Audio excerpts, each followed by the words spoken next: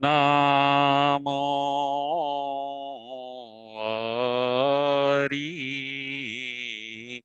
હંતાણમ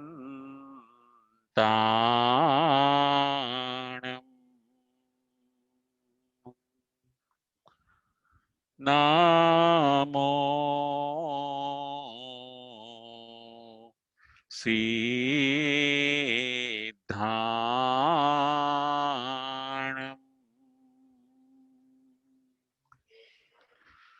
નામો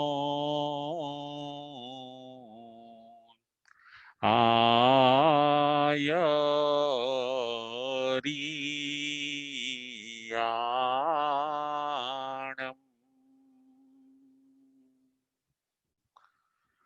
નામો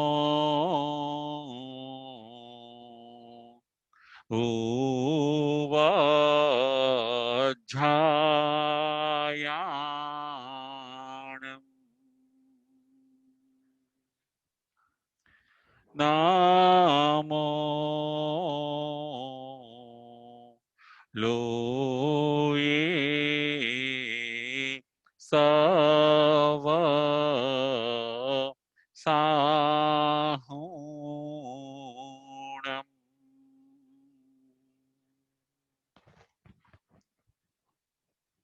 એસો પંચેનમોકારો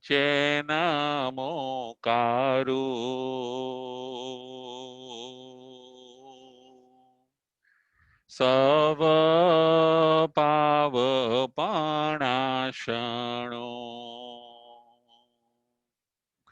મંગલાણંચ સવિસિમ પડમં હવઈ મંગલમ પડમં હવઈ મંગલમ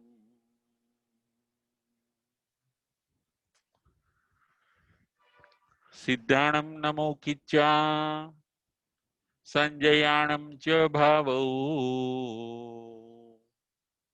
સંતિ સંતિ કરેલુઈ પત્તો ગઈ માણોત્તરમ પત્તો ગઈ માણોત્તરમ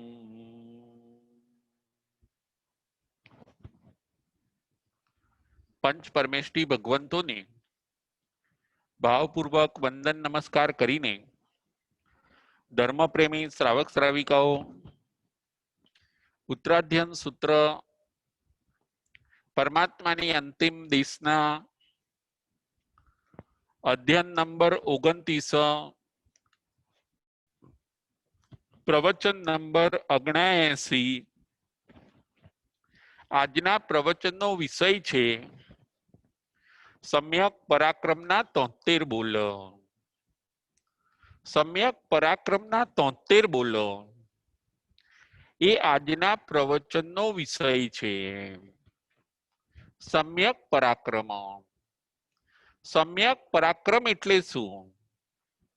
સમ્યક પરાક્રમ એટલે સાચી દિશામાં પુરુષાર્થ.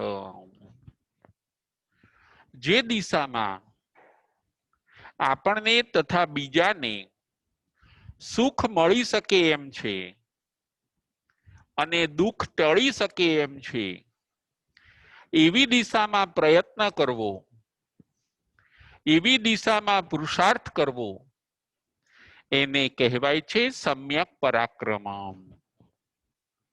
ભગવાન એમ કહે છે કે હે જીવો તમે સમ્યક પરાક્રમ કરો, તમે સુખી બનો, તમે શાંતિને મેળવો એવી મહેનત કરો. એવું ન બને કે તમારું દુઃખ ડબલ થઈ જાય, એવું ના બને કે તમારી અશાંતિ ડબલ થઈ જાય, અને એવું ના બને કે સુખનો છાંટો પણ ન રહે. બધું અવળું થઈ જાય એવો મિથ્યા પરાક્રમ તમે ન કરો, પરંતુ બધું સવળું થાય, બધું સારું થાય, બધું સાચું થાય એવું પરાક્રમ તમે કરો, એવી મહેનત તમે કરો. એ મહેનતને યથાર્થ મહેનત કહેવામાં આવે છે. તમે એવી મહેનત કરો કે તમને કોઈક સારું ફળ મળે. તમારી મહેનત ફેલ જાય એવી મહેનત તમે ન કરો. એને કહેવાય છે સમ્યક પરાક્રમ. સમ્યક પરાક્રમ એટલે સાચો પુરુષાર્થ, સાચી દિશાની અંદર પુરુષાર્થ. 73 વસ્તુને કરવી એને કહેવાય છે સમ્યક પુરુષાર્થ. ભગવાન કહે છે 73, 73, એની અંદર તમે ટ્રાય કરો. એ 73 વસ્તુમાં તમે મહેનત કરો. એ 73 વસ્તુને તમે અંગીકાર કરો યથાશક્તિ પ્રમાણે. તો તમારો એ પુરુષાર્થ સમ્યક પરાક્રમ ગણાશે. 73 બોલની તમે આરાધના કરો. આ 73 બોલ તમને મોક્ષના શાશ્વત સુખો આપી શકે એમ છે. દરેક જીવે, જે જીવ પોતાનું હિત ઈચ્છે છે, જે જીવને પોતાનું કલ્યાણ કરવું છે, એને આ 73 બોલની આરાધના કરવી જોઈએ. સમ્યક પરાક્રમના 73 બોલ. એમાંથી આજે આપણે 6 બોલ ઉપર વિચાર કરવાનો છે. 22મા નંબરનો બોલ છે અનુપ્રેક્ષા. 22મા નંબરનો બોલ છે અનુપ્રેક્ષા. 23મા નંબરનો બોલ છે ધર્મકથા. 23મા નંબરનો બોલ છે ધર્મકથા. 24મા નંબરનો બોલ છે શ્રુતની આરાધના. 24મા નંબરનો બોલ છે શ્રુતની આરાધના. 25મા નંબરનો બોલ છે એકાગ્ર મન સન્નિવેશ. 25મા નંબરનો બોલ છે એકાગ્ર મન સન્નિવેશ. એકાગ્ર મન સન્નિવેશ એ છે 25 નંબરનો બોલ. 26 નંબરનો બોલ છે સંયમ. 26 નંબરનો બોલ છે સંયમ. 27 નંબરનો બોલ છે તપ. 27 નંબરનો બોલ છે તપ. આ 6 બોલ ઉપર આજે આપણે વિચાર કરવાનો છે. 22મા નંબરનો બોલ અનુપ્રેક્ષા. હે ભગવાન, અનુપ્રેક્ષા એટલે શું? અને અનુપ્રેક્ષા કરવાથી જીવને શું લાભ થાય છે? અનુપ્રેક્ષા. અનુપ્રેક્ષા એટલે ચિંતન અને મનન. ચિંતન મનન કરવું. અધ્યાત્મ ક્ષેત્રમાં ચિંતન અને મનન કરવું એને કહેવાય છે અનુપ્રેક્ષા. અનુ એટલે બારીકાઈથી અને પ્રેક્ષા એટલે જોવું, ઝીણવટપૂર્વક જોવું, ચિંતન કરવું, મનન કરવું એને કહેવાય છે અનુપ્રેક્ષા. ચિંતન એટલે શું અને મનન એટલે શું? ઊંડાણપૂર્વક વિચાર કરવો એને કહેવાય છે ચિંતન. ઊંડું વિચારવું. મૂળ સુધી જવું એને કહેવાય છે ચિંતન. અને વિસ્તારથી વિચારવું એને કહેવાય છે મનન. કોઈક સબ્જેક્ટ હોય એમાં આપણે ઊંડું પણ વિચારવું જોઈએ અને વિસ્તારથી પણ વિચારવું જોઈએ. એને કહેવાય છે ચિંતન અને મનન. અનુપ્રેક્ષાનો અર્થ થાય છે ચિંતન અને મનન. અનુપ્રેક્ષા કરવાથી જીવને શું લાભ થાય છે? ભગવાન કહે છે કે ધર્મના ક્ષેત્રમાં જીવ જો પોતે અનુપ્રેક્ષા કરે, અધ્યાત્મના ક્ષેત્રની અંદર જીવ પોતે જો અનુપ્રેક્ષા કરે તો એ છ લાભને મેળવી શકે છે. અનુપ્રેક્ષા કરનારને 6 લાભ થાય છે. પ્રથમ નંબરનો લાભ છે 7 કર્મની પ્રકૃતિ જે ગાઢ બંધાઈ ગઈ હોય એ પોતે ઢીલી પડે છે. 7 કર્મની પ્રકૃતિ જે ગાઢ બંધાઈ ગઈ હોય એ પોતે ઢીલી પડે છે. આ છે પહેલો લાભ. 8 કર્મમાંથી 7 કર્મ લીધા આયુષ્ય કર્મને છોડીને. કારણ કે આયુષ્ય કર્મ બંધાઈ ગયું હોય તો એની અંદર હવે કોઈ ફેરફાર થઈ શકતો નથી. એટલે ભગવાન કહે છે કે 7 કર્મની પ્રકૃતિ જે ગાઢ બંધાઈ ગઈ હોય એ હવે ઢીલી પડે છે અનુપ્રેક્ષા કરવાથી. બીજા નંબરનો લાભ ભગવાન બતાવે છે કે 7 કર્મની પ્રકૃતિ જો લાંબી સ્થિતિની બંધાઈ ગઈ હોય તો એ ટૂંકી સ્થિતિની થાય છે. 7 કર્મની પ્રકૃતિ જે લાંબી સ્થિતિની બંધાઈ ગઈ હોય એ ટૂંકી સ્થિતિની થાય છે અનુપ્રેક્ષા કરવાથી. ત્રીજા નંબરનો લાભ ભગવાન બતાવે છે કે 7 કર્મની પ્રકૃતિ તીવ્ર રસથી બંધાઈ હોય તો એ મંદ રસ વાળી બને છે અનુપ્રેક્ષા કરવાથી. ત્રીજા નંબરનો લાભ. ત્રીજા નંબરનો લાભ 7 કર્મની પ્રકૃતિ જો તીવ્ર રસથી બંધાઈ હોય તો એ મંદ રસ વાળી બને છે અનુપ્રેક્ષા કરવાથી. ચોથા નંબરનો લાભ 7 કર્મની પ્રકૃતિ બહુ પ્રદેશો વાળી બંધાઈ હોય તો એ અલ્પ પ્રદેશો વાળી બને છે. ચોથા નંબરનો લાભ 7 કર્મની પ્રકૃતિ બહુ પ્રદેશો વાળી એટલે કે ઘણા બધા પ્રદેશો વાળી બંધાઈ હોય તો એ અલ્પ પ્રદેશો વાળી બને છે અનુપ્રેક્ષા કરવાથી. એની સાઈઝ નાની થઈ જાય છે એમ કહેવા ભગવાન માંગે છે. અનુપ્રેક્ષા કરવાથી 7 કર્મની અંદર ફેરફાર થાય છે. જો ગાઢ બાંધ્યા હોય તો એ ઢીલા થઈ જાય છે, શિથિલ થઈ જાય છે. મજબૂત હોય તો એ પોતે ઢીલા પડી જાય છે. લાંબી સ્થિતિના બાંધ્યા હોય જે કર્મ આપણે 10 વર્ષ 15 વર્ષ ભોગવવા પડે એટલા લાંબી સ્થિતિના બાંધ્યા હોય એ ઘણીવાર ટૂંકી સ્થિતિના થઈ જાય. હવે એ કર્મ આપણે 1 વર્ષ કે 6 વર્ષ જ ભોગવવું પડશે. એવા સંયોગો ઊભા થઈ જાય છે અનુપ્રેક્ષા કરવાથી. અનુપ્રેક્ષા એટલે ચિંતન અને મનન કરવાથી.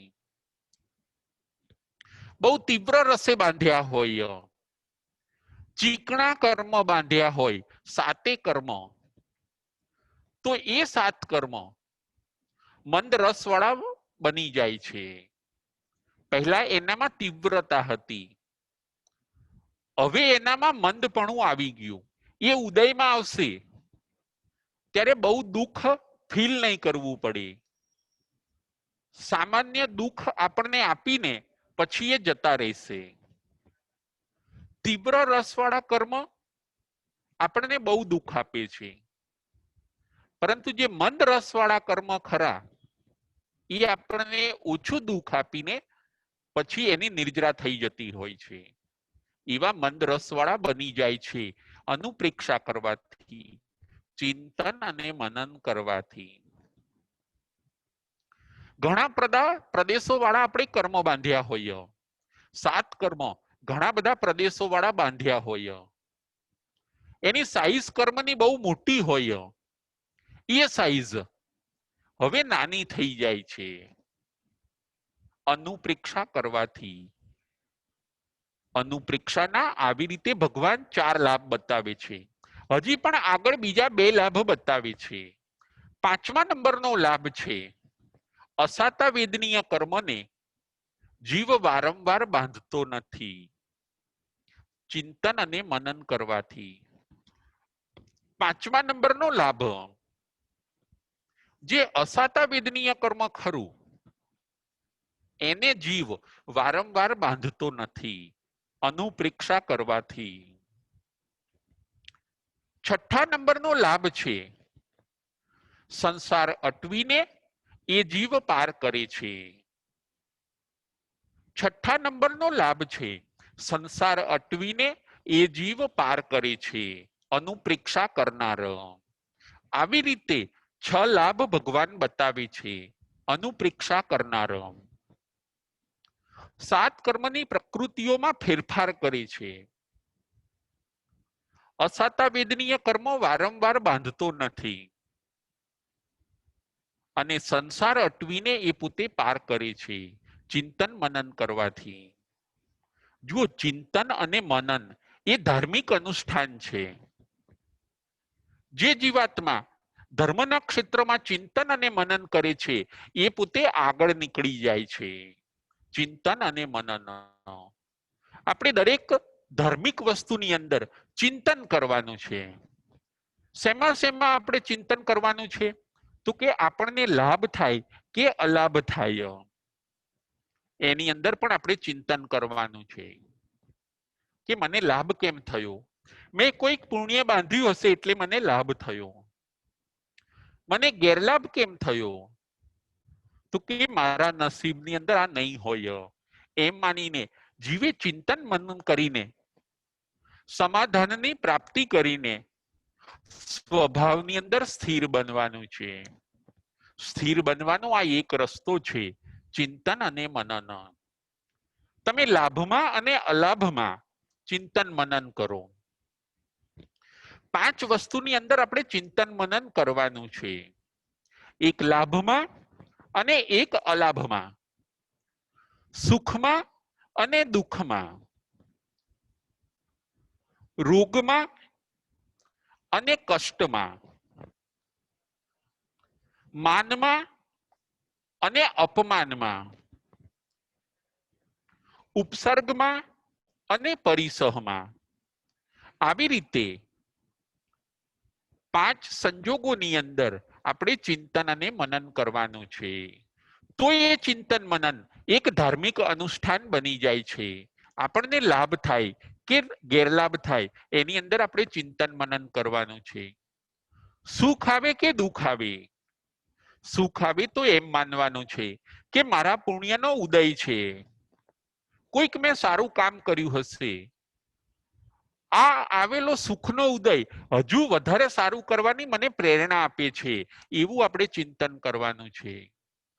દુઃખ આવે તો એમ વિચારવાનું છે કે મને અનુભવનું જ્ઞાન મળે છે, મેં કોઈકને દુઃખ આપ્યું હશે એટલે મને દુઃખ આવ્યું, હવે હું અત્યારે કોઈને દુઃખ ન આપું જેથી ભવિષ્યમાં પણ મને દુઃખ ન મળે.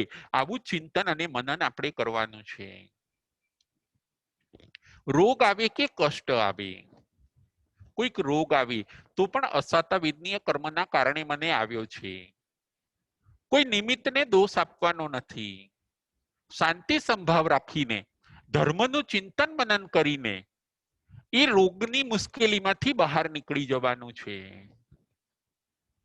માન કે અપમાન, કોઈ કદાચ માન આપે કે અપમાન કરે તો એની અંદર પણ આપણે ચિંતન મનન કરવાનું છે. એ જે મને માન આપે છે, એ વ્યક્તિ મને માન આપે છે, એ મારી સારી ટેવોના કારણે મને માન આપે છે, એ મારા ગુણોના કારણે મને માન આપે છે, મારામાં જે સારી ટેવો છે એના કારણે મને માન આપે છે, એટલે હું હજી મારી ટેવોને મારા ગુણોને વધારે સારા બનાવું. આવું ચિંતન અને મનન કરવાનું છે. કોઈએ કદાચ અપમાન કર્યું તો પણ આપણે સ્થિરતાને કેળવવાની છે કે મારી ભૂલ હતી એટલે મારું અપમાન થયું. કદાચ મારી ભૂલ નથી તો પછી મારે શાંતિ રાખવાની છે. અપમાન કરનારને આજે નહીં તો કાલે પણ સમજાઈ જશે કે મેં ખોટું અપમાન કર્યું. આવી રીતે વિચારીને સમાધાન મેળવીને આપણે આપણા સ્વભાવની અંદર સ્થિર થવાનું છે. સ્વભાવમાં જવાનો આ એક રસ્તો છે, ચિંતન અને મનન. આપણે ચિંતન મનન કરીએ. હું કોણ છું, ક્યાંથી આવ્યો, ક્યાં જવાનો, શું સ્વરૂપ છે મારું ખરું, કોના સંબંધી આ વર્ગણા, એ રાખું કે હું પરિહરું. હું કોણ છું, ક્યાંથી આવ્યો, ક્યાં જવાનો, આવું બધું ભગવાન કહે છે તમે ચિંતન મનન કરો. અને આવું બધું ચિંતન મનન કરવાથી તમે 6 લાભને મેળવી શકશો. ગાઢ કર્મો 7 કર્મની અંદર તમે ફેરફાર કરશો. અસાતા વેદનીય કર્મને તમે વારંવાર નહીં બાંધો અને આ સંસાર અટવીને તમે પાર કરશો. ચિંતન અને મનન કરો, એને કહેવાય છે અનુપ્રેક્ષા. જુઓ, આજે માણસ ચિંતા કરે છે પરંતુ ચિંતન કરતો નથી. આપણે ચિંતા ન કરવી જોઈએ. ચિંતાને આપણે છોડી દેવી જોઈએ. ઘણીવાર એવું બને છે કે માણસ ચિંતા કર્યા કરશે, મારું શું થશે, મારા પરિવારનું શું થશે, મારા શરીરનું શું થશે, આ મુશ્કેલી આવી જશે તો હું શું કરીશ, આ તકલીફ આવશે તો હું શું કરીશ, મારા પૈસા ચાલ્યા જશે, મારી પ્રોપર્ટી ચાલી જશે તો હું શું કરીશ. આવી બધી અનેક જાતની જીવ પોતે ચિંતા કરે છે. આજે વિશ્વની અંદર વધારે જો બીમારીઓ થતી હોય તો માણસને ચિંતાથી થાય છે. ચિંતા એટલે ટેન્શન, ડિપ્રેશન, બીપી વધી જાય, ઘટી જાય. જીવ આવી રીતે ચિંતા કરે છે. પરંતુ ભગવાન કહે છે કે ચિંતા કરવાથી શરીર, મન એ બધું આપણું બગડે છે, આપણું જીવન બગડે છે. આર્ત ધ્યાન, રૌદ્ર ધ્યાન થાય છે. ચિંતા તમે ન કરો, પરંતુ તમે ચિંતનના ચાકડે તમારું મન ચડાવી દો. ચિંતા ન કરો, પરંતુ આવું કેમ બન્યું એ વિચારીને અને સમાધાન બાજુ તમે જાઓ. ચિંતાને છોડીને જીવે ચિંતન કરવાનું છે. જો કોઈ ઘર સળગતું હોય અને એ સળગતા ઘરની અંદર હવે હોશિયાર વ્યક્તિ એ જ વિચારે પોતે કે આ સળગતા ઘરમાંથી હું કઈ કઈ વસ્તુ લઈ લઉં, એનું એ ચિંતન કરશે. એ વખતે ચિંતા કરવા નહીં બેસે પોતે કે હવે આ મારું ઘર બળી ગયું, હવે હું ક્યાં રહીશ, શું કરીશ. એવી ચિંતા અત્યારે એ નહીં કરે. જ્યારે ઘર સળગે છે ત્યારે એ વ્યક્તિ એક જ ચિંતન કરે છે કે આમાંથી મારી સારી વસ્તુ, મારી ઉપયોગી વસ્તુ હું જલ્દી જલ્દી કઈ લઈ લઉં. એવી જ રીતે ભગવાન કહે છે જેમ ત્યાં ઘર સળગે છે એવી રીતે ભગવાન કહે છે કે આ સંસાર પણ સળગે છે. એ સંસાર સળગે છે એ વખતે તમે ચિંતા ન કરો. તકલીફો તો બધી આવવાની, કારણ કે સંસાર આખો તકલીફોથી ભરેલો છે. પરંતુ આ સળગતા સંસારમાંથી તમારે કઈ કઈ વસ્તુ લઈ લેવાની છે, કઈ વસ્તુ ઉઠાવી લેવાની છે અને આત્માને લાભ થાય અને આપણે આગળ વધી જઈએ એવું કયું સ્ટેપ લેવાનું છે એનું તમે ચિંતન કરો. સંસાર એ તો સળગે છે. એ કેમ સળગ્યો, ક્યારે સળગ્યો, હું હવે ક્યાં રહીશ, એ બધી ચિંતા તમે ન કરો. પરંતુ તમારા આત્માનું ચિંતન કરીને તમે આગળ વધો એવા કોઈક સ્ટેપ લઈ લો. ચિંતામાંથી જીવે નીકળવાનું છે. આજની મોટા ભાગની દુનિયાની બીમારીની અંદર આપણે જોઈએ તો મૂળ કારણ કોઈ હોય તો જીવને ચિંતા છે. ચિંતાને છોડીને આપણે ચિંતનના માર્ગે આગળ વધવાનું છે. ચિંતન અને મનન, ચિંતન મનન એને કહેવાય છે અનુપ્રેક્ષા. અને આવી અનુપ્રેક્ષા કરવાથી જીવ 6 લાભ મેળવે છે. આ હતો 22મા નંબરનો બોલ. 23મા નંબરનો બોલ છે ધર્મકથા. હે ભગવાન, ધર્મકથા કરવાથી જીવને શું લાભ થાય છે? શિષ્ય પોતે પ્રશ્ન પૂછે છે. ભગવાન એનો જવાબ આપે છે. ધર્મકથા કરવાથી જીવ 2 લાભ મેળવે છે. પ્રથમ નંબરનો લાભ છે પ્રવચનની પ્રભાવના થાય છે. પ્રથમ લાભ છે પ્રવચનની પ્રભાવના થાય છે. અને બીજા નંબરનો લાભ છે શુભ કર્મનો બંધ થાય છે. બીજા નંબરનો લાભ છે શુભ કર્મનો બંધ થાય છે. ધર્મકથા. ધર્મ એટલે રૂલ્સ, ધર્મ એટલે પ્રિન્સિપલ. આવો ધર્મ અને એ ધર્મની સ્ટોરી કોઈકને કહેવાથી આપણે પ્રવચનની પ્રભાવના કરીએ છીએ. આવા સારા રૂલ્સ અને રેગ્યુલેશન એ આપણે સમાજની અંદર પાસ કરીએ છીએ.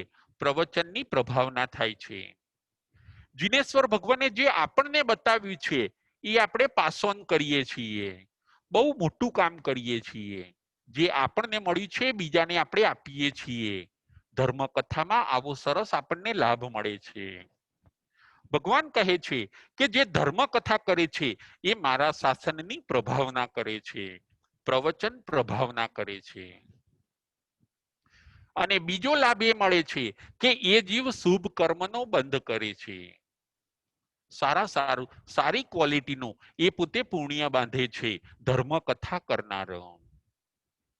તીર્થંકર ભગવંતોની કથા બીજાને કહેવી, મહાપુરુષોની કથા, ભક્તોની કથા, જેનાથી સમાજની અંદર સંસ્કારો વધે, સમાજ કેળવાય, સમાજ શિસ્તબદ્ધ બને અને એક સારું વાતાવરણ બને, દરેક વ્યક્તિને સારા વાઇબ્રેશનો ટચ થાય એવી ધર્મકથાઓ આપણે સમાજની અંદર કહેવી જોઈએ અને સાંભળવી જોઈએ.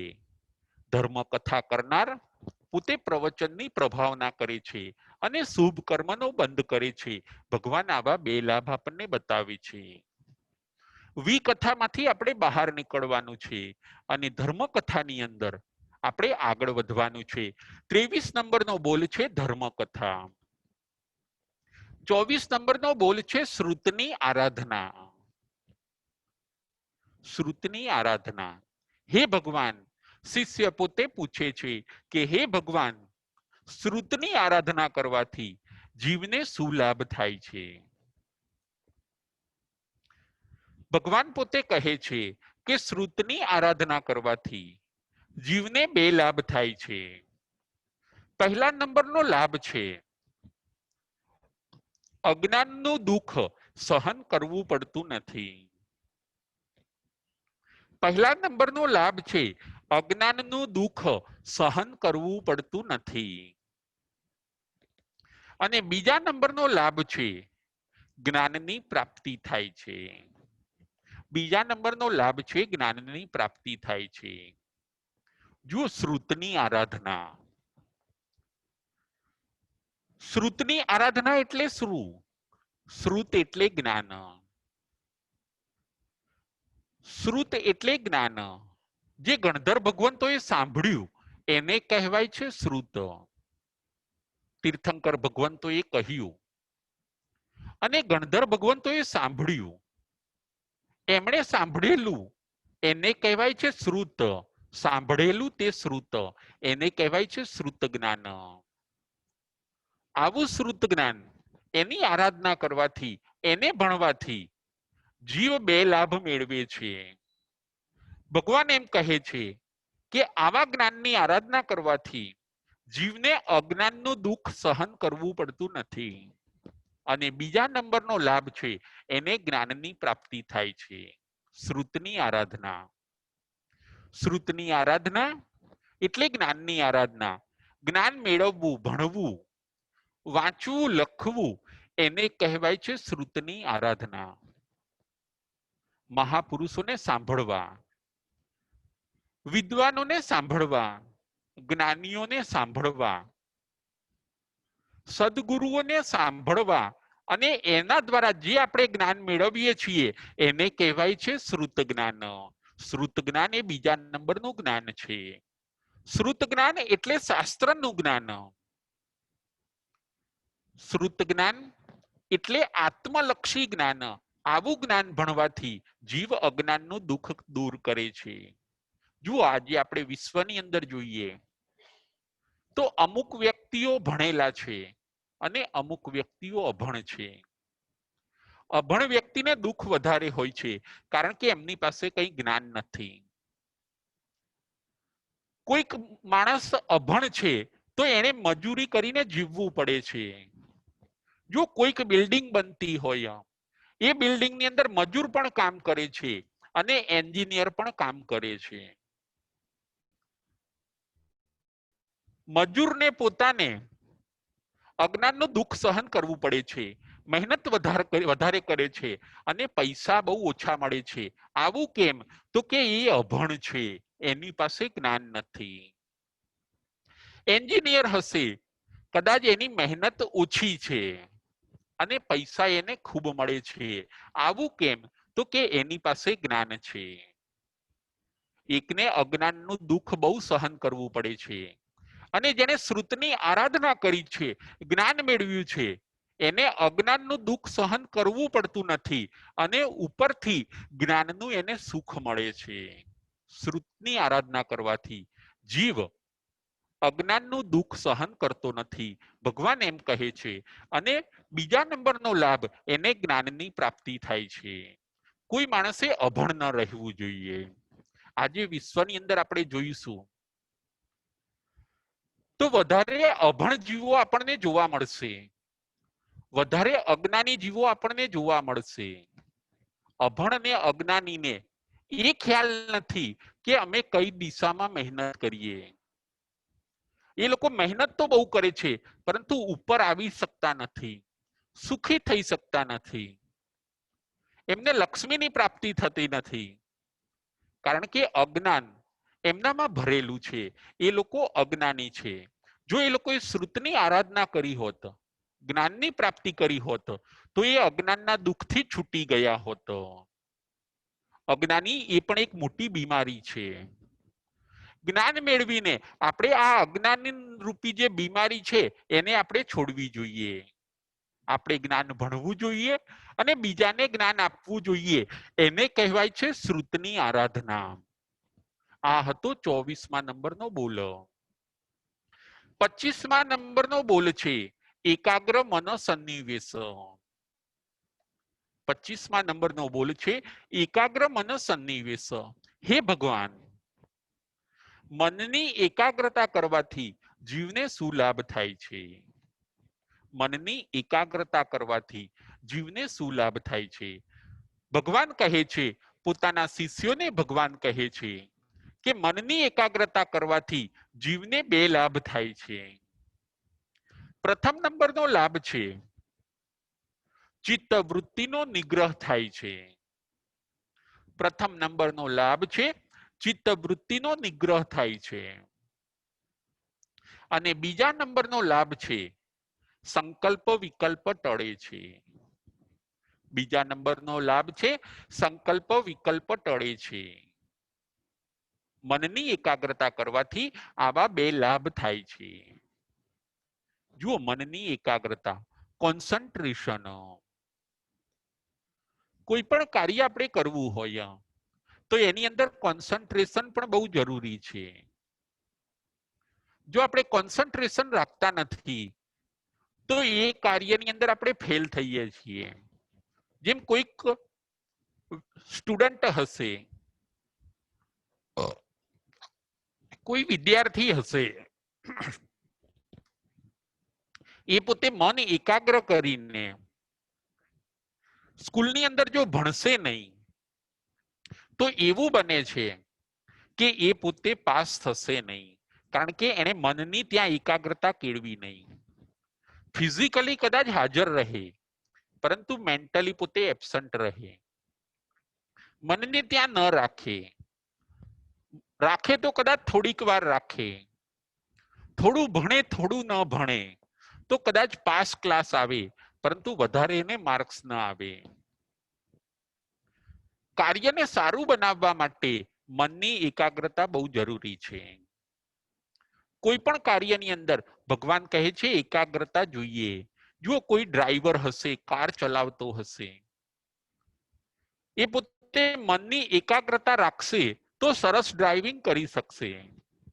જો એનું ધ્યાન બેધ્યાન થશે, એ મનની એકાગ્રતા નહીં રાખે તો એક્સિડન્ટ પણ થઈ શકે, તો કાર્ય બગડે છે. કાર્ય બગડે છે, કાર્ય અટકે છે, કાર્ય અધૂરું રહે છે. પરંતુ જો કાર્યને પૂરું કરવું હોય તો મનની એકાગ્રતા, કોન્સન્ટ્રેશન બહુ જરૂરી છે. અને આવી એકાગ્રતા કેળવાથી શું લાભ થાય છે? તો ભગવાન એમ કહે છે કે મનની એકાગ્રતા રાખવાથી ચિત્તવૃત્તિનો નિગ્રહ થાય છે. મન એક જ દિશામાં ચાલે છે. જે કામ આપણે કરવું છે એ બાજુ જ બધી શક્તિનો પ્રવાહ જાય છે. આપણી શક્તિ આડી અવળી વેડફાતી નથી. અને શક્તિનો પ્રવાહ આપણે જે એક જ કામ કરવું છે એની અંદર જાય છે અને આપણે એ કામની અંદર સફળ થઈએ છીએ. ચિત્તવૃત્તિનો નિગ્રહ થાય છે. મન ઢીલું પડતું નથી. મન એ માઇન્ડ ડબલ બનતું નથી. અને ચિત્ત એટલે કે મન એક જ દિશાની અંદર આગળ વધે છે. એને કહેવાય છે ચિત્તવૃત્તિનો નિગ્રહ. મનની એકાગ્રતા સધાય છે. અને બીજો લાભ ભગવાન બતાવે છે કે સંકલ્પ વિકલ્પ ટળે છે. જે બિનજરૂરી સંકલ્પ વિકલ્પ છે એ હવે નીકળી જાય છે મનની એકાગ્રતા કરવાથી. જે બિનજરૂરી વિચારો આપણે કરતા હતા, અત્યારે એ કરવા જેવા ન હતા, એવા ફાલતુ વિચારો આપણે કરીને જે આપણું કામ બગાડતા હતા એ કામ હવે બગડશે નહીં. બિનજરૂરી વિકલ્પો બધા સાઈડમાં થઈ જશે. સંકલ્પ વિકલ્પ ટળશે. અને મારે આ એક જ કામ કરવું છે, અત્યારે મારે આમાં જ ધ્યાન દેવું છે, એવી રીતે નિર્વિકલ્પ દશાની અંદર જીવ આવે છે. એક વિચાર ઉપર જીવ સ્થિર બને છે. સંકલ્પ વિકલ્પ ટળે છે અને એક જ વિચાર ઉપર જીવ પોતે સ્થિર બને છે મનની એકાગ્રતા કરવાથી. આવું સરસ એકાગ્ર મન સન્નિવેશની અંદર ભગવાન બતાવે છે. 25મો બોલ છે એકાગ્ર મન સન્નિવેશ. ભગવાન પોતાના શિષ્યોને કહે છે કે તમારું લક્ષ્ય જો મોક્ષ હોય અને એ મોક્ષ સંયમથી પ્રાપ્ત થાય છે, તો તમે સંયમની અંદર પણ તમારા મનની એકાગ્રતા રાખો. અને તમારા લક્ષ્યની અંદર પણ તમારા મનની એકાગ્રતા રાખો. મનને આડું અવડું અહીં તહીં બધે ફેરવો નહીં. એમ કરવાથી આપણું કાર્ય બગડે છે. માટે એક જ વિચાર ઉપર રહો, એક જ પથ ઉપર રહો અને લક્ષ્ય ભણી તમારા કદમને તમે લઈ જાઓ. એકાગ્ર મન સન્નિવેશ. આપણે જો મનની એકાગ્રતા કેળવીએ પછી લક્ષ્ય આપણાથી દૂર રહેતું નથી.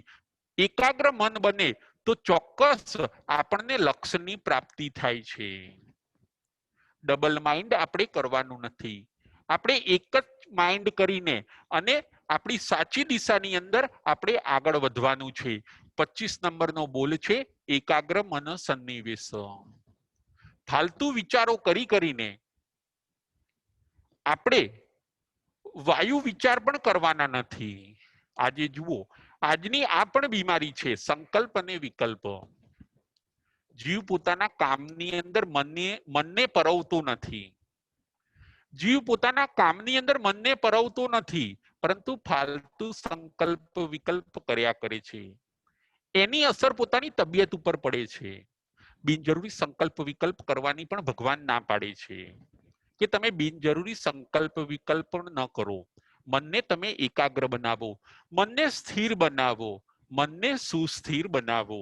તમારા કામની અંદર, તમારા લક્ષ્યની અંદર અને તમારા ધર્મ અને તમારો જે ગોલ છે એની અંદર તમે મનને સ્થિર બનાવો. નહીતર મન પછી મન ઉપર સંયમ રહેતો નથી. મન પછી કંટ્રોલ વગરનું થઈ જાય છે અને ઘણીવાર વિચાર વાયુ જેવી બીમારીઓ પણ આ જીવને લાગુ થઈ જતી હોય છે. આ હતો 25મા નંબરનો બોલ. 26મા નંબરનો બોલ છે સંયમ. શિષ્ય પોતે ભગવાનને પ્રશ્ન પૂછે છે કે હે ભગવાન, સંયમથી જીવને શું લાભ થાય છે? ભગવાન કહે છે કે સંયમથી જીવને બે લાભ થાય છે. પ્રથમ નંબરનો લાભ છે સંયમથી આશ્રવ અટકે છે. પ્રથમ નંબરનો લાભ સંયમથી આશ્રવ અટકે છે. અને બીજા નંબરનો લાભ સંયમથી જીવ અનાશ્રવી બને છે. સંયમથી જીવ અનાશ્રવી બને છે. સંયમનો આ લાભ છે. સંયમ એટલે કંટ્રોલ. અશુભમાં ન જવું એને કહેવાય છે સંયમ. સંયમ એટલે બ્રેક.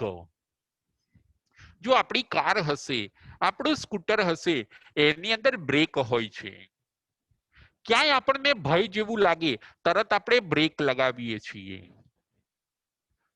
અહીંયા સંયમ જીવન, સંયમ એટલે પણ બ્રેક. આપણે કોને બ્રેક લગાવવાની છે? તો કે આપણે 5 ઇન્દ્રિય અને છઠ્ઠા મનને જ્યારે એ અશુભમાં જાય ત્યારે એને બ્રેક લગાવવાની છે. એનું નામ છે સંયમ. 5 ઇન્દ્રિય અને છઠ્ઠું મન.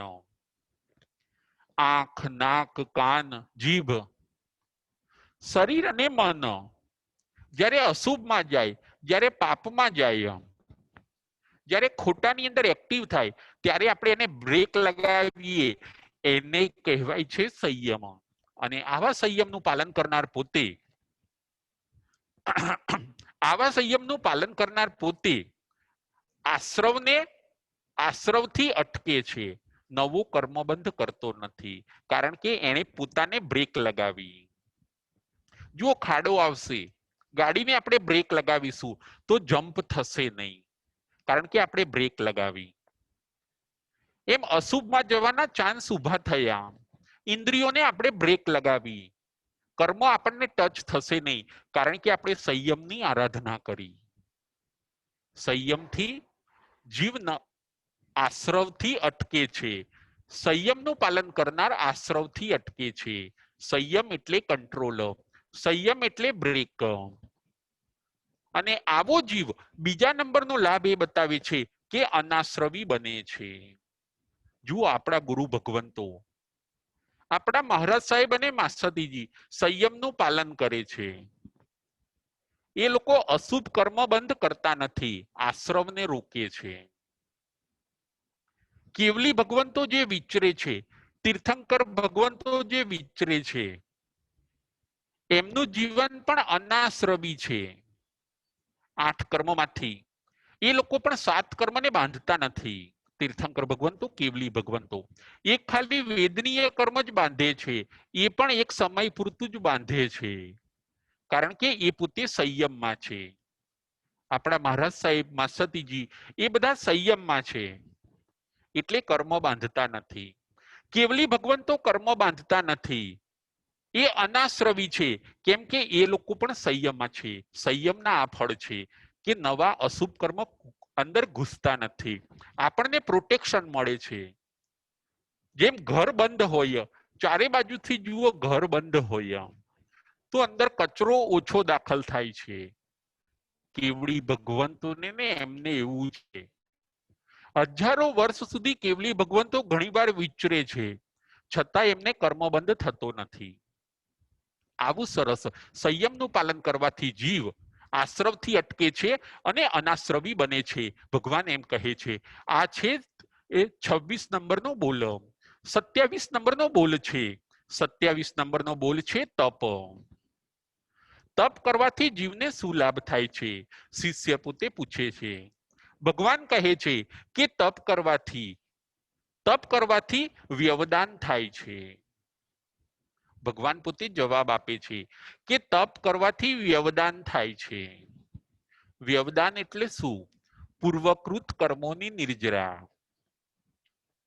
તપ કરવાથી પૂર્વકૃત કર્મોની નિર્જરા થાય છે. જે કર્મ સ્ટોકમાં છે એની નિર્જરા થાય છે. એ કર્મને તપથી જીવ ફિનિશ કરે છે, સ્ટોકમાંથી ખાલી કરે છે. આવો લાભ જીવને થાય છે. સંયમ એ બ્રેક છે અને તપ છે એ તપ અગ્નિ છે. એ આપણા સ્ટોકમાં રહેલા જૂના કર્મોને બાળી દે છે. એ કર્મ આપણને પનિશમેન્ટ આપે, શિક્ષા આપે, એનો વિપાક બતાડે એ પહેલા જ એને નષ્ટ કરવાનું કામ તપ કરે છે. તપનો આવો લાભ છે. તપ કરવાથી વ્યવદાન થાય છે. ભગવાન કહે છે પૂર્વકૃત કર્મોની નિર્જરા થાય છે. આવો સરસ તપનો લાભ છે. આપણે આપણા જીવનની અંદર સંયમ અને તપ બંને કરવું જોઈએ. સંયમ અને તપનું પાલન કરવાથી પણ જીવાત્મા મોક્ષ માર્ગે આગળ વધી શકે છે. આવી રીતે આજે આપણે 6 બોલ જોયા. 22મા નંબરનો બોલ હતો અનુપ્રેક્ષા. 23મા નંબરનો બોલ છે ધર્મકથા. 24મા નંબરનો બોલ છે શ્રુતની આરાધના. 25મા નંબરનો બોલ છે એકાગ્ર મન સન્નિવેશ. 26મા નંબરનો બોલ છે સંયમ અને 27 નંબરનો બોલ છે તપ. આવા સરસ આ બોલની આપણે આરાધના કરવાની છે. આ બોલની જે આરાધના કરે છે એને ભગવાન સમ્યક પરાક્રમ કહે છે. અત્યારે આપણે સમ્યક પરાક્રમના 73 બોલ જોવાના છે. ઉત્તરાધ્યાન સૂત્રની આવી સરસ વાત ભગવાન આપણને કહે છે. આવી વાતોને આપણે સાંભળવાની છે, સમજવાની છે અને જીવનની અંદર ઉતારવાની છે. જે આત્માઓ આ બધી વાતોને સાંભળશે, સમજશે અને જીવનની અંદર ઉતારશે એ ચોક્કસ પોતાના આત્માનું કલ્યાણ કરશે. બોલો મહાવીર સ્વામી ભગવાન કી જય.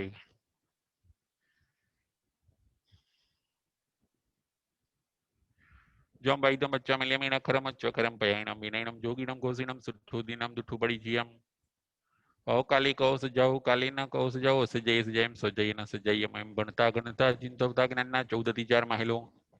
કોઈ પણ અતિચાર મને કે તમને લાગ્યો હોય તો હરિહંતનંદ સિદ્ધ કેવડી ભગવાન આપની સાક્ષી એ તસમી ઈચ્છામિ દુક્કડમ. પ્રશ્નોત્તરી.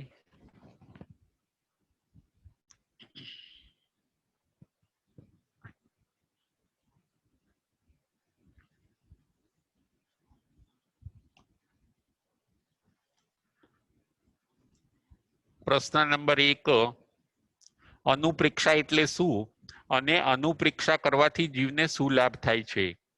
બકુલાબેન શાહ. હેલો. હા, જય જય જિનેન્દ્ર. જિનેન્દ્ર. સાતામાં ગુરુજી. હા, સાતામાં. અનુપ્રેક્ષા એટલે ચિંતન મનન કરવું અને એનાથી જીવને 4 લાભ થાય, 6 લાભ થાય છે. બરાબર. એમાં પહેલો લાભ છે ધર્મના ક્ષેત્રમાં જીવ જો પોતે અનુપ્રેક્ષા કરે તો 6 લાભ બાંધે છે. એમાં 7 કર્મને પ્રકૃતિ જે ગાઢ બંધાઈ ગઈ હોય તે ઢીલી પડે છે આયુષ્ય કર્મને છોડીને. પછી બીજું 7 કર્મની પ્રકૃતિ જો લાંબી સ્થિતિની બંધાઈ ગઈ હોય તો તે ટૂંકી સ્થિતિની થાય છે અનુપ્રેક્ષા કરવાથી. ત્રીજું 7 કર્મની પ્રકૃતિ તીવ્ર રસવાળી બંધાઈ ગઈ હોય તો તે મંદ રસવાળી બને છે અનુપ્રેક્ષા કરવાથી. ચોથું 7 કર્મની પ્રકૃતિ બહુ પ્રદેશો વાળી બંધાઈ ગઈ હોય તો તે અલ્પ પ્રદેશ વાળી બને છે અનુપ્રેક્ષા કરવાથી. પાંચમું અશાતા વેદનીય કર્મને જીવ વારંવાર બાંધતો નથી અનુપ્રેક્ષા કરવાથી. અને છઠ્ઠું સંસાર અટવીને એ જીવ પાર કરે છે અનુપ્રેક્ષા કરનાર. બરાબર છે.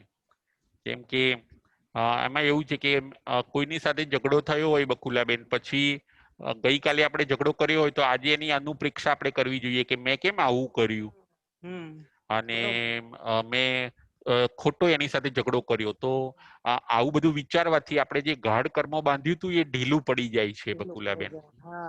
પછી કે આટલો બધો ન કરાય. મેં એની સાથે લગભગ 20-25 મિનિટ એની સાથે ઝઘડો કર્યો. આટલો બધો ટાઈમ કદાચ 1-2 મિનિટ બરાબર છે, પણ હું 20-25 મિનિટ મેં ઝઘડો કર્યો, બહુ ખોટું કહેવાય. તો આપણે જે 20 મિનિટનું કર્મ બાંધ્યું હતું ને એ હવે ટૂંકી સ્થિતિનું થઈ જવાનું બકુલાબેન. મનન ચિંતન કર્યું ને એના હા, માટે. કર્યું. હા, પછી કે ના અમુક જેમ તેમ હું બોલ્યો એ પણ મારાથી ન બોલાય. ન બોલાય, મેં મારાથી એને ખોટું થઈ ગયું. હા એને રડાવી દીધા, એટલું બધું હું ખોટું બોલ્યો, મેં કેવું તીવ્ર કર્મ બાંધ્યું. જો આવો પશ્ચાતાપ કરીએ તો એ આપણું તીવ્ર કર્મ મંદ થઈ જવાનું બકુલાબેન. બરાબર. હા. અને સાઈઝ પણ નાની થઈ નાની જવાની થઈ જાય. એની હા. બકુલાબેન. હા. અને જો આપણે એને એટલે અનુપ્રેક્ષા આવું આપણે ચિંતન કરવાનું, તો આપણે એ કહેવાય છે અનુપ્રેક્ષા. અને એનો ફાયદો આ છે કે બાંધેલા કર્મોમાં ફેરફાર કરી આપે છે બકુલાબેન. નહીતર હા, ઘણી વાર જો બાંધા. અનુપ્રેક્ષા ન કરે તેનો હા બાંધેલું કર્મ એ જ સાઈઝમાં રહેવાનું, કઈ એમાં ઓછું હા, નહીં થવાનું, ફેરફાર નહીં થાય, એમને એમ જ પડ્યું રહેશે. ફેરફાર નહીં થાય. બરાબર છે, બરાબર છે. અને આપણે કઈ કઈ બાબતમાં અનુપ્રેક્ષા કરવાની એ પણ મેં કીધું, હા, લાભમાં અને લાભમાં ને અલાભમાં. લાભ હા કરવાની પછી અને અલાભમાં. મને આમ કેમ લાભ થયો, તો મારો કોઈ પુણ્ય નો ઉદય હશે એટલે મને લાભ થયો, પણ મને ગેરલાભ કેમ થયો, તો મારો ક્યાંક મેં ક્યાંક એવું કર્મ બાંધી લીધું હશે, તો મને અત્યારે હા ગેરલાભ થયો. પછી સુખમાં કે ના તો આ તો દુઃખમાં, રોગ કે કોઈક કષ્ટમાં, માન અપમાનમાં, ઉપસર પરીક્ષામાં વગેરેમાં આપણે અનુપ્રેક્ષા કરવાની છે. હા કોઈ એકદમ માન આપે તો પણ આપણે અનુમાન કરવાનું, કોઈ કદાચ અપમાન કરે બકુલાબેન તો પણ આપણે અનુપ્રેક્ષા કરવાની. એ જીવ પ્રત્યે દ્વેષ નહીં કરવાનો આપણે, ના ના. કે ભાઈ એ કદાચ એ ઉતાવળા થઈ ગયા, કઈ વાંધો નહીં, એમને ખ્યાલ આવશે કે મારે આવું ન કરાય, મારે એમનો અવિનય ન કરાય. હા. તો આ થયો અનુપ્રેક્ષા. અનુપ્રેક્ષા. એટલે આવી રીતે 5 બાબતમાં આપણે અનુપ્રેક્ષા કરવાની છે. ખ્યાલ આવ્યો? જય હા, જિનેન્દ્ર. જય જિનેન્દ્ર. હા હવે આગળ, ધર્મ કથા કરવાથી જીવને શું લાભ થાય છે? ધર્મ કથા કરવાથી જીવને શું લાભ થાય છે? રીટાબેન મહેતા. જય જિનેન્દ્ર રાજભાઈ. હા જય જિનેન્દ્ર. હા, ધર્મ કથા કરવાથી જીવને 2 લાભ થાય છે. એક પહેલો લાભ છે પ્રવચનની પ્રભાવના થાય છે, અને બીજો શુભ કર્મનો બંધ થાય છે. બરાબર છે, બરાબર છે, બહુ સરસ, થેન્ક યુ. જય જિનેન્દ્ર. જય જિનેન્દ્ર. હવે આગળ, શ્રુતની આરાધના કરવાથી, શ્રુત એટલે શું અને શ્રુતની આરાધના કરવાથી જીવને શું લાભ થાય છે? મીતુબેન શાહ.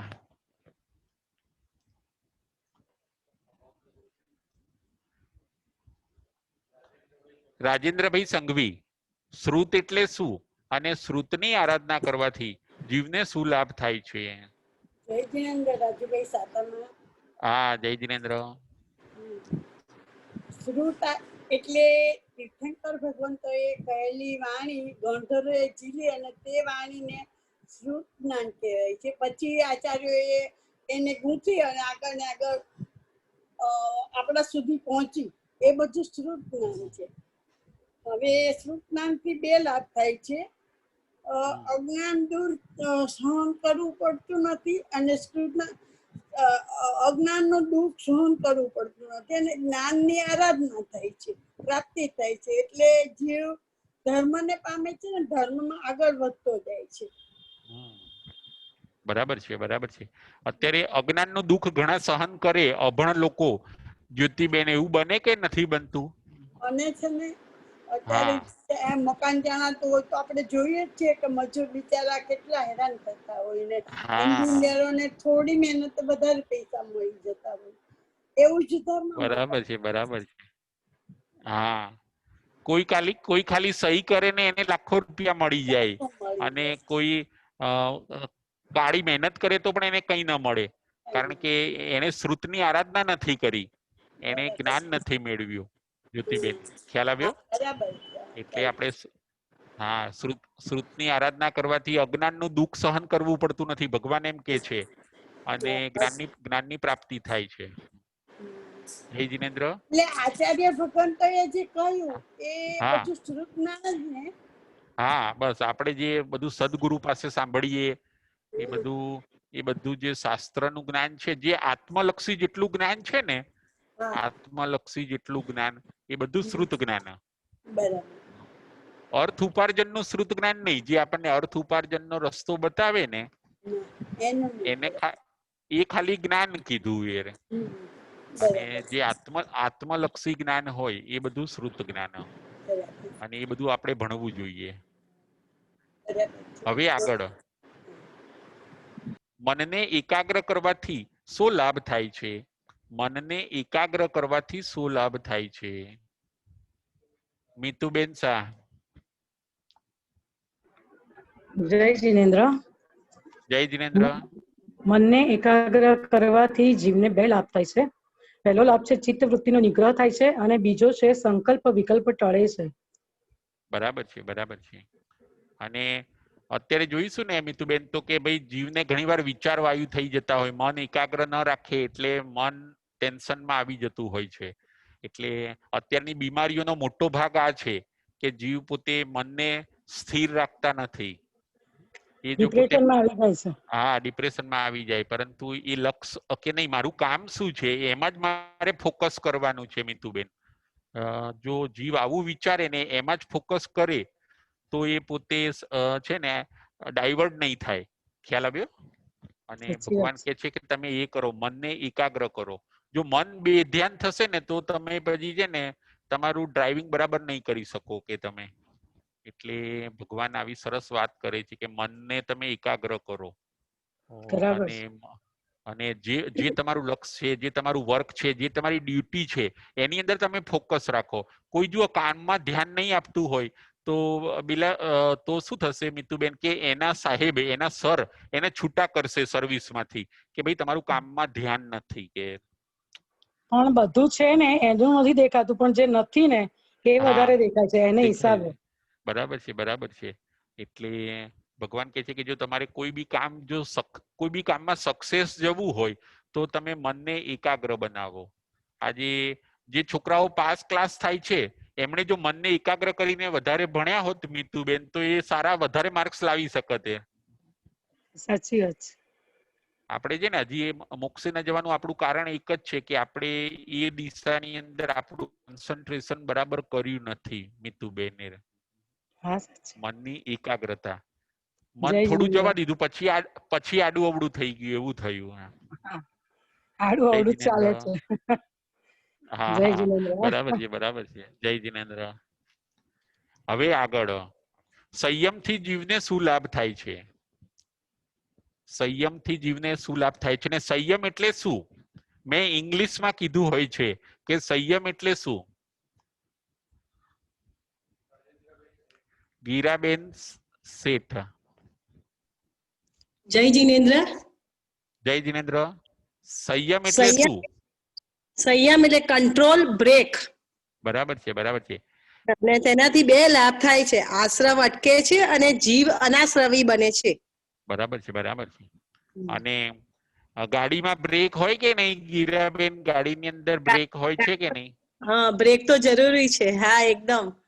હા તો બરાબર છે. તમે બ્રેક મારી શકો અને તમારે બરાબર કંટ્રોલ થાય તો તમે ખાડામાં પડી ન જવાય. બરાબર છે. એમ સંયમથી આવતા કર્મ અટકે છે. જેમ આપણે આપણી ગાડી ખાડામાં ન પડે એમ નવા અશુભ કર્મ અટકે છે. હા. અને સંત સતીજી પણ સંયમમાં છે ને કેવલી ભગવાન પણ સંયમમાં છે. એ લોકો નવો અશુભ કર્મ બંધ કરતા નથી. હા. કેવલી ભગવાન પણ નવા કર્મ બાંધતા નથી. ખ્યાલ નથી. આવ્યો? હા. અને હા, આપણા ખ્યાલ આવે. સંત સતીજી પણ અશુભ કર્મ બાંધતા નથી. કેવલી ભગવાન કેટલા કર્મો બાંધે?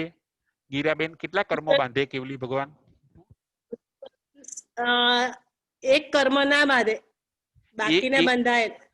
એક એક એક બાંધે છે, એક 7 નથી બાંધતા.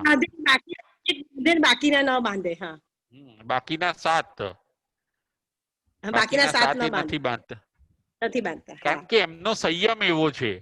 એનું કારણ શું? એનું રીઝન 7 નથી બાંધતા. એનું રીઝન શું? એમનો સંયમ એવો છે. હા, સદાતર સંયમમાં રહે છે. સમજાયું? હા, સંયમમાં રહે છે. મનને અશુભમાં જવા નથી દેતા. મનને ખ્યાલ આવ્યો? એટલે એ લોકો 7 કર્મો બાંધતા નથી, કેવલી ભગવાનને એ લોકો સાત કર્મ બાંધતા નથી. સંયમનું આ ફળ છે. ખ્યાલ આવ્યો? બરાબર. જય હા, જીનેન્દ્ર. હા, જય જીનેન્દ્ર. હવે આગળ તપનું શું ફળ છે? તપનું શું ફળ છે?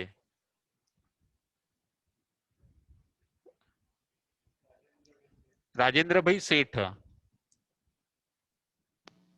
પ્રણામ ગુરુજી. પ્રણામ. તપ કરવાથી પૂર્વકૃત કર્મોની નિર્જરા થાય છે. પહેલા આગળના જે આપણા કર્મ લાગ્યા હોય એની નિર્જરા થાય છે તપ કરવાથી. મોટો લાભ બરાબર તો એ છે. જ છે. આપણને આ બેનિફિટ મળે છે. એ કર્મ ભોગવવું, એ કર્મ એનો વિપાક બતાડે એ પહેલા જ આપણે એને સ્ટોકમાંથી પાસ કરી દઈએ છીએ. રાજેન્દ્રભાઈ, ખ્યાલ આવ્યો? બરાબર છે. હા. તપ કરે છે ને એ પોતે સામેથી દેવું ચૂકવી દે છે. રાજેન્દ્રભાઈ, હા. તપ કરે છે સામેથી દેવું ચૂકવી દે છે. ભગવાન કે છે કે આ લાભ છે, એટલે એને એનું ફળ ભોગવવું ના પડે પછી. એને એનું ફળ ભોગવવું ના પડે. રાઈટ, બરાબર છે, બરાબર છે. હવે આગળ જય જીનેન્દ્ર. જય જયેન્દ્ર. જય જીનેન્દ્ર. ચિંતા ન કરવી પરંતુ ચિંતન કરવું, એવું કયો બોલ એવું કહે છે કે ચિંતા ન કરવી પરંતુ ચિંતન કરવું?